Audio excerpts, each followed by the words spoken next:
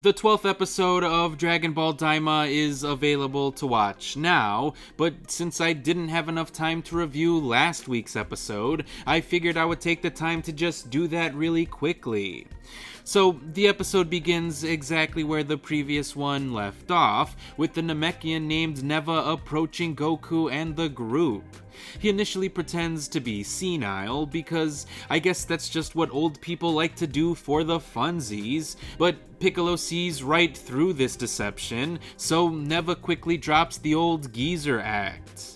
He then confesses his part in helping Goma turn everyone into children, assures everyone that Dende is in fact safe, reveals that he is the one who created the Tamagamis, and convinces the group to take him with them since none of them can speak Namekian, which is the language that one needs to speak in order for the Demon World's Dragon Balls to work.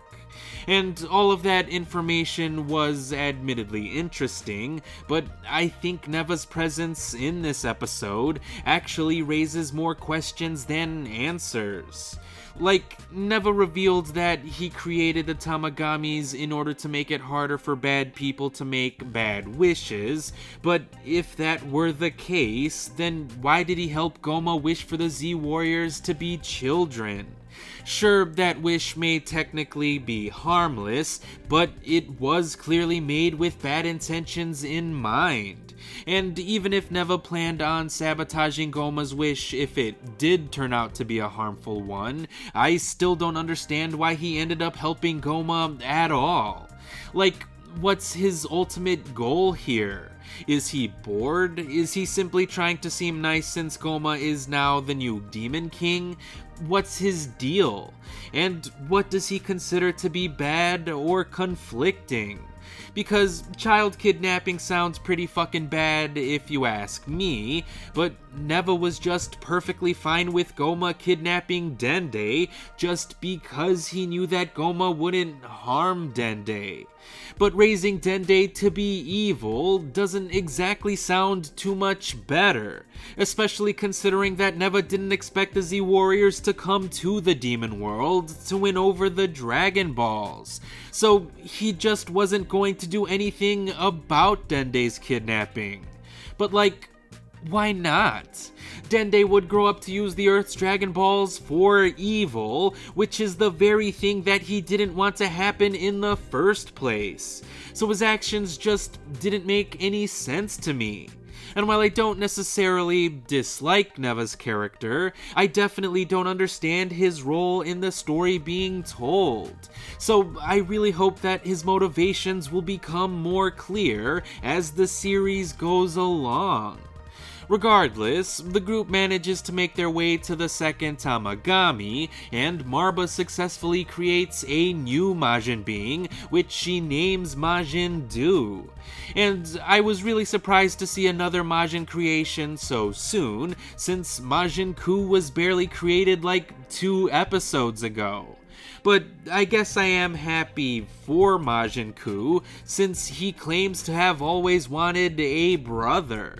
And again, that always might not have been for very long, but who am I to judge Majin Ku for wanting a brother? At any rate, Dr. Arinsu orders Du to challenge the first Tamagami, and while Du does prove to be powerful enough to fight evenly with the Tamagami, I think he is inevitably going to lose that fight. And I happen to think that because if I were a betting man, I would wager that Ku and Du are probably going to fuse in the not too distant future. After all, we know that Goku is carrying around MacGuffin bugs that will cause people to undergo fusion, so he's going to need a reason to fuse with someone sometime down the line. And what better reason to give him than to have him go up against a powerful villain who also happens to be fused together? I mean, I guess if one of the Tamagamis were too powerful, 2 Z fighters could technically fuse to go up against it.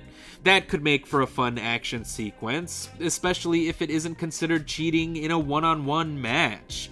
But I guess only time will tell what, if anything, will actually happen with the fusion story thread.